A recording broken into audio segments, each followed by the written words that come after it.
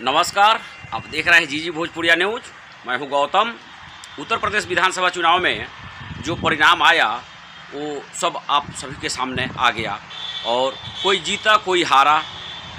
सरकार बनने की भी असमंजस जो थी वो सब साफ हो गया और उत्तर प्रदेश में क्षेत्रीय पार्टी से लेकर के राष्ट्रीय पार्टी सभी ने अपनी अपनी जोर आजमाइश की और उसी में बिहार से चल करके वीआईपी पार्टी पहली बार उत्तर प्रदेश में चुनाव लड़ी है। और इन्होंने जो अपना जो वोट लाया, जो परसेंटेज लाया, आइए मैं आपको एक एक सीट का बारे में तो आंकड़ा नहीं बता पाऊंगा, लेकिन सबसे कम और सबसे ज़्यादा और बीच का भी मैं बताते चलूँगा कि इनका वीआईपी पार्टी का कुल 53 कैंडिडेट चुनाव लड़ा विधानसभा का।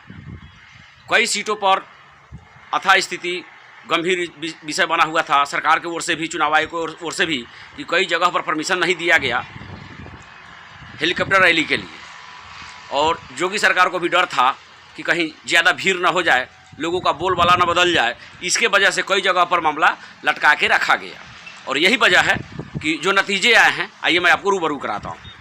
1000 से जो कम वोट जो कैंडिडेट लाए हैं उनकी संख्या है 20।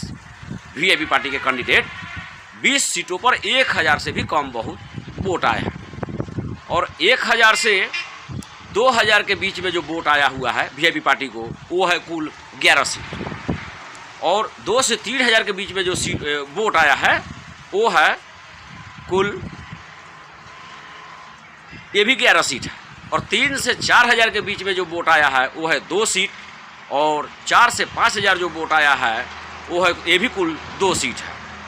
उसके बाद आइए आपको 6 से 7000 के बीच में जो वोट आया है ये अल्लाहपुरी से प्रेमलता वीआईपी पार्टी की कैंडिडेट थी और इनको कुल टोटल वोट मिला है 6778 वोट। उसके बाद 7 से 8000 के बीच में जो वोट आया है वो है बांसडीह विधानसभा क्षेत्र से, जहां अजय शंकर कनक जी कैंडिडेट थे और 8 से 9000 जो वोट आया है मधुबन से, जहां से वीआईपी पार्टी के कैंडिडेट भरत सिंह थे। इनको कुल 8011 वोट मिला है और सबसे अधिक जो वोट मिला है वीआईपी पार्टी को वो है बलिया के बैरिया विधानसभा क्षेत्र से, जहां से कैंडिडेट थे सुरेंद्र नाथ सिंह। इनको कुल टोटल वोट 28615 वोट मिला है। उसके बाद जो वीआईपी पार्टी में जो सबसे जो कम वोट लाए हैं वो हैं तिरवा विधानसभा क्षेत्र से राम शरण राजपूत जी, जिनको कुल 174 वोट मिला है। ये बहुत कम वोट मिला है इनको और इसी राजनीतिक प्रतिद्वंदिता के खेल में कई जगह राष्ट्रीय पार्टी कांग्रेस से भी बहुत जगह पर वोट वीआईपी पार्टी ज़्यादा लाई है। अब रह गया कि आरक्षण के मुद्दे पर वीआईपी पार्टी चुनाव लड़ रही थी, जो इनका कार्य सफल नहीं हो पाया। अब वीआईपी पार्टी प्रमुख मुकेश सहनी जी आगे क्या निर्णय लेते हैं ये आने वाले वक्त में पता चलेगा। और आरक्षण के मुद्दे पर जो चुनाव लड़ा वीआईपी पार्टी और कुल इन्होंने अपने निषाद वोट बैंक के ऊपर ही नज़र डाला कि किसी भी तरह से कम निषाद वोट बैंक हमें मिल जाए। लेकिन राज्य सरकार की चुनाव, विधानसभा की चुनाव अपने क्षेत्रों के हिसाब से, सरकार के हिसाब से वोट गिरती है और कितना आदमी ये भी फैसला करता है कि क्या हम वोट इधर फेंकने जाए, उधर गिराने जाए, उधर डालने जाए। आखिर उसका तो कोई गिनती होगा नहीं।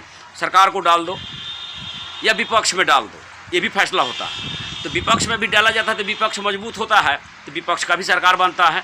लेकिन सारा दारोमदार योगी सरकार अपना खेल में पास हो गए और जैसे भी हो योगी जी का सरकार दोबारा बन जाएगा। और आप लोग देखते रहें जी भोजपुरिया न्यूज़। जैसे ही कोई खबर होगा मैं आप लोगों को दिखाऊंगा।